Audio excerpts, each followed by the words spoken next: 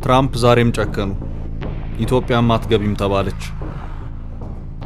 በየዓመቱ 14 ሚሊዮን የሚደርሱ ሰዎች በሮሃ ጥቅምት ላይ የሚጀመረውን የዲቪ ሎተሪ ተጠቅመው ህጋዊ የአሜሪካ የመኖሪያ ፍቃድ ለማግኘት ይመዘገባሉ።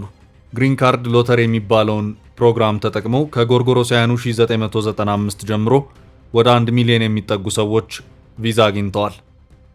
ይሁንና ግን በዲቪ ሎተሪ አሰራር የዘንድሮ ነገር ከዚህ ቀደም ከነበሩት የተለየ ሂደት ይዞ የዘለቀ ነው። አሰራሩ በቀደሙት ዓመታት ባልታየ መልኩ መዘግየቱ ሳያንስ ከቀናት በፊት አስደንጋጭ መረጃ ወጥቶበታል።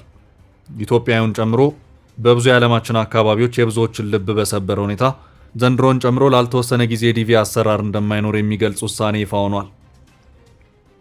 የዶናልድ ትራምፕ አስተዳደር በስደተኞች ላይ የጀመረውን ጠንካራ እርምጃ አጠናክሮ በመቀጠል ሄዶ በመጨረሻ የዲቪ ሎተሪ አሰራር ጭምር እንዲቆም ውሳኔ ያሳልፏል። የአሜሪካ የውጭ ጉዳይ መስሪያ ቤት ቃል አቀባይ ወደ ሀገሪቱ መግባት ያለበት ትክክለኛ ሰዎች ማንነት ተለይቶ እስኪታወቅ ድረስ አሰራሩ እንዲቆም መደረጉን አስታውቀዋል። ነገር ግን የትራምፕ አስተዳደር ወቅታዊ ጉዳዮችን መሰረት በማድረግ በስደተኞች ላይ እየወሰደ ካለው እርምጃ አንዱ ተደርጎ የታየ ነው። ከሰሞኑ በብራውን ዩኒቨርሲቲ በተፈጸመ የጅምላ ጥቃት 2 ሰዎች መገደላቸውን የአሜሪካን ግሪን ካርድ ሎተሪ ወይም ዲቪ አሰራር እንዲታገድ ምክንያት ሆኗል። ጥቃቱን ፈጽሟል ተብሎ የተጠረጠረውና ሞቶ የተገኘው ፖርቹጋላዊው በ2017 ዲቪ ሎተሪ አሸንፎ ወደ ሀገሪቱ የገባና የግሪን ካርድ ተሰጥቶት የነበረ መሆኑ ለብዙዎች መዘዝ ያስከተለ ሆኗል።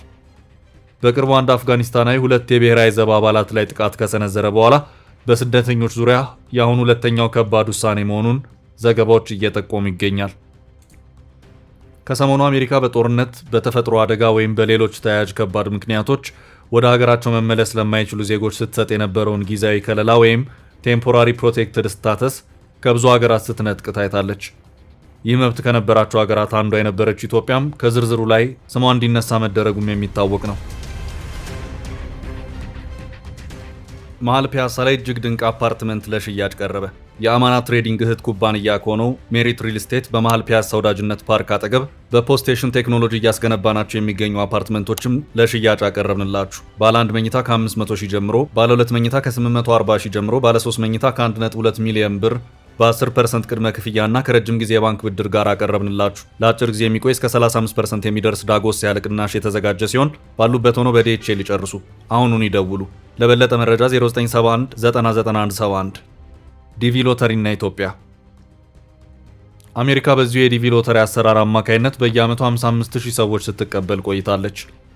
በፌዴራል መንግስት መረጃ መሰረት በ2026 በነበረው የቪዛ ማመልከቻ ከተሳተፉት መካከል አብዛኞቹ አፍሪካውያን ሲሆኑ ከዛ በመቀጠል እስያና አውሮፓውያን ይገኙበታል። በዲቪ ሎተሪ ወደ አሜሪካ የሚገቡ ሰዎች የሁለተኛ ደረጃ ትምህርታቸውን የጨረሱ መሆን እንደሚገባቸው ይገለጻል። እንደዛ ካልተቻለ ደግሞ በመጨረሻ 5 ዓመታት ውስጥ 2 ዓመታት በሚፈጅ ስልጠና የ2 ዓመት የሥራ ልምድ መኖር ይጠይቃል። ምንም እንኳን በዲቪ ሎተሪ ሰዎች በዘፈቀደ ሲመረጡ ቢቆይም ቪዛ ለማግኘት ግን እንደሌላው መንገድ ሁሉ የደህንነትና ሌሎች ቅድመ ሁኔታዎችን ማለፍ ይኖርባቸዋል። በአንዳንድ ወቅት በዛው በአሜሪካ ያሉ ጭምር ለቪዛ ሎተሪ ማመልከት እንደሚችሉ መረጃዎች ይጠቁማሉ። ይህም ደግሞ በአሜሪካ በህጋዊነት የሚኖሩ ሰዎች የመኖሪያ ፍቃዳቸውን ወደ ቋሚነት ለመቀየር የሚጠቀሙበት መንገድ መሆኑ ይገለጻል። ይህ የዲቪ ሎተሪ አሰራር በመደበኛ መንገድ ወደ አሜሪካ የመግባት እድላቸው አነስተኛ ለሆኑ ሀገራት ዜጎች የተመቻቸ ልዩ አሰራር ነው። ይሁንና ግን የሀገር ውስጥ ደህንነት መስሪያ ቤቱ በዲቪ ሎተሪ ለሚመጡ ዜጎች የግሪን ካርድ ማተም ጭምር ማቆሙን ከቀናት በፊት አስታውቋል። የዲቪ ሎተሪ እድል መታገድ ኢትዮጵያን ጨምሮ ወደ አሜሪካ ጥቂት ስደተኞች የሚልኩ ሀገሮች በዋነኛነት ተጎጂ እንደሚሆን ይገለጻል። በቅርብ የወጡ ሪፖርቶች እንደሚጠቁሙት እገዳው በዋነኛነት ጫና የሚያሳድረው በኢትዮጵያ፣ ኬንያ፣ ግብጽ፣ ናይጄሪያ እና አንዳንድ የአረብ ሀገራት ላይ ነው። ከዚህ ቀደም በዚህ አሰራር እንዳይጠቀሙ ቻይናና ህንድን ጨምሮ ብዙ ሀገራት እገዳ ተጥሎባቸው እንደቆየ የሚታወስ ነው። አሁን ላይ ደግሞ አሰራሩ ከብሔራዊ ደህንነት ጋር በተያያዘ ምክንያት በሁሉም ሀገራት ላይ ክልከላ ያስቀመጠ መሆኑ በበለጠ ሁኔታ የሚጎዳቸው ሀገራት እንደሚኖሩ አያጠያይቅም። በቤተሰብና በስራ ዜጎቻቸውን ወደ አሜሪካ የሚልኩት እነዚህ ሀገራት በዲቪ መታገድ የበለጠ ጫና ውስጥ እንደሚወድቁ ይገለጻል። ትራምፕ የጉዞ እገዳ ለጣሉባቸው የአፍሪካና የመካከለኛው ምስራቅ ሀገራት የዲቪ ሎተሪ መቋረጥ ተጨማሪ ጉዳት ነው። የዲቪ መቋረጥ በሚሊዮን የሚቆጠሩ በየዓመቱ ለዲቪ ሎተሪ እድል የሚያመለክቱ ሰዎችን እንደሚጎዳ የሚያጠያይቅ አይደለም። ያም ብቻ ሳይሆን ዲቪ ደርሷቸው ለቪዛ ቃለ መጠይቅ ለማድረግ እየተጠባበቁ ያሉ ሰዎች ጭምር በአሰራሩ መቆም ተጎጂ ናቸው። ከዛ ባለፈ በዲቪ አሰራር ተጠቅመው ወደ አሜሪካ ለመግባት እየሞከሩ ያሉ ቤተሰቦች ጉዳይም ፍጻሜ ያላገኘ መሆኑ ተጨማሪ ጉዳት እንደሆነ ይገለጻል። የትራምፕ ውሳኔ ከማንም በላይ በዋናነት አፍሪካን፣ እስያን፣ ላቲን አሜሪካን እንደሚጎዳም መረጃዎች እያመለከቱ ናቸው። በእርግጥ ትራምፕ የዲቪ ሎተሪ አሰራርን የእገዳ ሂደት ውስጥ ለመክተት ለረጅም ጊዜ ሲያቅዱ እንደቆዩ ከዘገባዎች ለመረዳት የሚቻል ነው። ፕሬዚዳንቱ ገና በመጀመሪያ የስልጣን ዘመናቸው ይህንኑ ሂደት ተግባራዊ ለማድረግ ፍላጎት የነበራቸው ቢሆንም ሳይሰምርላቸው ቀርቷል። በወቅቱ አንድ በዲቪ ሎተሪ ወደ አገሪቱ የገባ የኡዝቤክ ዜጋ 8 ሰዎችን በኒውዮርክ መግደሉን ተከትሎ ነገሩን ሲያውጠነጥኑ እንደቆዩ ለመረዳት ተችሏል።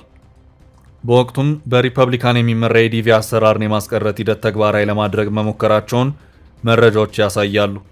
ምንም እንኳን ነገርየው ባይሳካም በዲቪ ሎተሪ ዕድል የሚያገኙ ሰዎች ከፍተኛ ሙያ ያላቸው፣ የተማሩና እንግሊዝኛ አቀላጥፎ የሚናገሩ ለማድረግ ጥረት መደረጉን ዘገባዎች ይጠቁማሉ።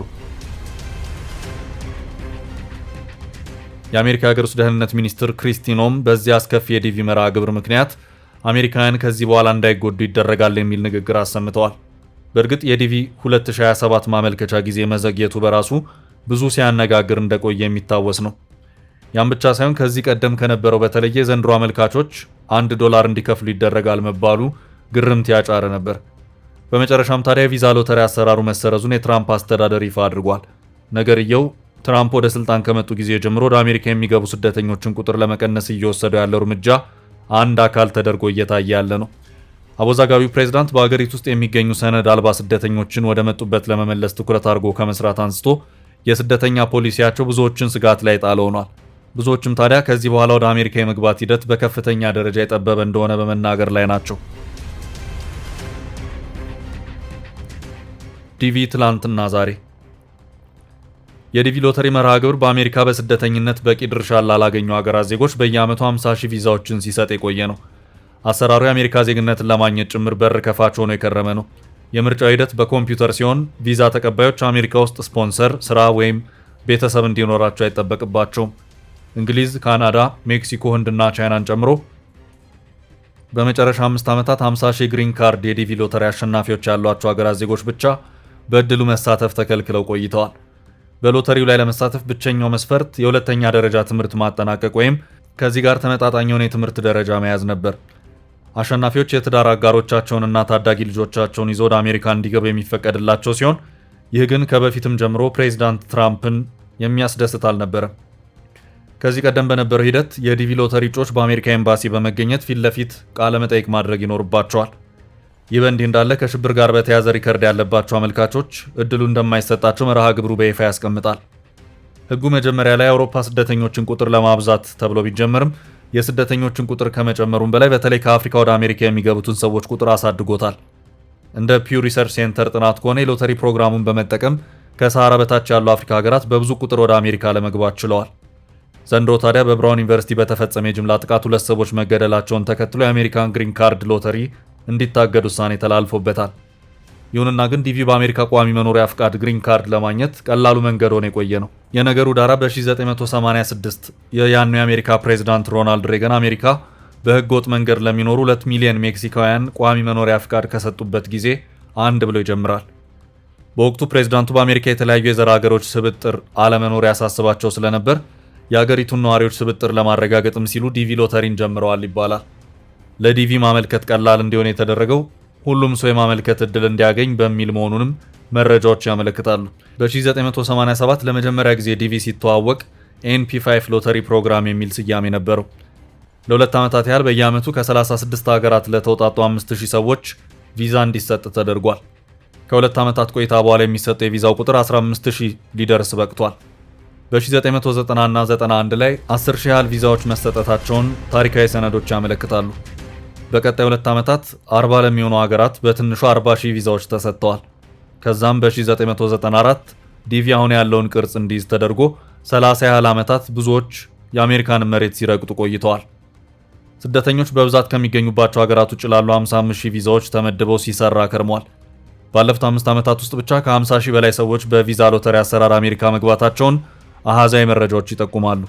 ይሁንና ግን በነውጠኛው ፕሬዝዳንት ትራምፕ ዘመን በዲቪ ሎተሪ ጭምር አሜሪካ መግባት የሰማይን ያህል የራቀ ጉዳይ መሆኑ እየታየ ይገኛል። አሜሪካ ከ1995 ጀምሮ በይፋ የዲቪ ሎተሪ በሚል አማካይነት ወደ አገሯ በርካቶች እንዲገቡ ብትፈቅድም የዲቪ 2027 ማመልከቻ ጊዜ ዘግይቶ ነበር። የዘንድሮ አመልካቾች $1 እንዲከፍሉ ይደረጋል ተብሎ የነበረ ቢሆንም ከተለመደ የማመልከቻ ጊዜ ስለዘገየበትም ሆነ ስለ ክፍያው በይፋ የተነገረ ነገር አልነበረም። ይሁንና የትራምፕን አካሄድ የሚረዱ አንዳንድ አካላት የዲቪ ሎተሪ አሰራር በሆነ ምክንያት ሊሰረዝ እንደሚችል ሲናገሩ ተሰምተዋል። በመጨረሻም ታዲያ ሰሞነኛው የግድያ ሂደት ዳግም ወደ ስልጣን ከመጡ ጊዜ ጀምሮ ወደ አሜሪካ የሚገቡ ስደተኞችን ቁጥር ለመቀነስ የተለያየ እርምጃዎችን እየወሰደ ያሉት ፕሬዝዳንት በዲቪ ሎተሪ ዙሪያ የእገዳ ውሳኔውን አሳልፈዋል።